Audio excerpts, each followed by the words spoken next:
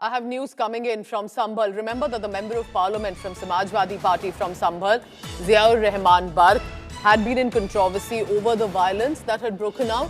He has now been served a notice. He'll have to join investigation by the 8th of April. He has said in his defense, allegations against me are baseless. The SIT, the Special Investigation Team, is probing the Sambhal violence case, in which, remember, 4 people were killed, several injured. This was with regard to not only the violence that had erupted, the stone pelting clashes, but also with regard to when a team sanctioned by the court had gone to probe, analyze, investigate with regard to the historical sites in Sambhal. जो notice दिया गया है section 35(3) के तहत वो receive कर लिया है और माननीय हाई कोर्ट के आदेश अनुसार जो विवेचना की है उसमें पुलिस ने सहयोग के लिए कहा। तो मैंने जाहिर सी बात है, मैं इस देश का नागरिक हूँ, सांसद भी हूँ, तो मैंने उनको ये विश्वास दिलाया जो भी जांच में सहयोग की जरूरत पड़ेगी मैं पूरा सहयोग करूंगा और जो था मैंने उनको नोटिस को रिसीव कर लिया है।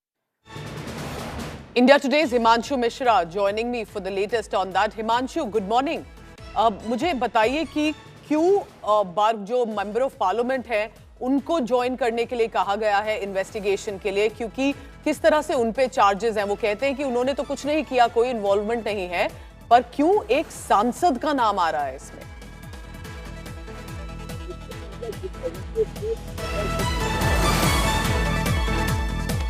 आ रही है आपको?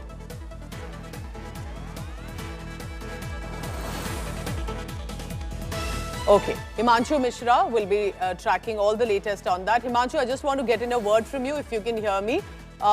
कब से इनको ज्वाइन करने के लिए कहा गया है और किस तरह से सिचुएशन है ऑन द ग्राउंड?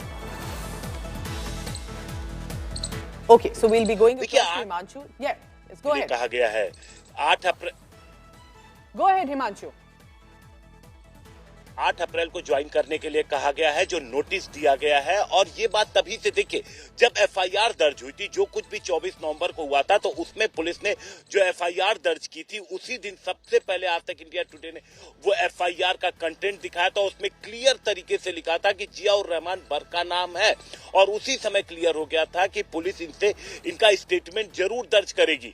और आप देखिए उसके बाद धीरे धीरे कई गिरफ्तारियां होती हैं, सदर से जब पूछताछ होती है, लेकिन उस वक्त सदर को जो शाही जामा मस्जिद के सदर हैं, लेकिन अभी जब पुलिस ने पूछताछ के लिए सदर को बुलाया और उसके बाद जब गिरफ्तारी की तभी काफी कुछ जो परिस्थितियां कि किस तरीके से ये इन्वेस्टिगेशन में पुलिस को जो सबूत मिल रहे हैं उसके हिसाब से आगे चल रही है, तभी क्लियर हो गया था। और उसके बाद पुलिस का कहना है कि जब वो जो संभल स्थित जो घर है उनका, जब वहां पर पहुंची तो वहां पर तो कोई नहीं मिला, वहां पर किसी ने नोटिस भी नहीं लिया। तो उसके बाद जो संभल पुलिस है वो सांसद के दिल्ली स्थित जो सरकारी उनका आवास है दिल्ली में, वहां पर पहुंचती है और वहां पर नोटिस सर्व करती है। और नोटिस में क्लियर लिखा है कि 8 तारीख को उनको पूछताछ के लिए अपने स्टेटमेंट दर्ज कराने के लिए पुलिस के सामने आना होगा। और जो हमें जानकारी मिली है कि उनका कहना है जो सांसद है कि हाँ वो बिल्कुल, चूंकि वो सांसद है, देश के नागरिक है, कानून पे उनको यकीन है, इसलिए वो 8 तारीख को पुलिस के सामने पेश होंगे, अपना स्टेटमेंट दर्ज कराएंगे।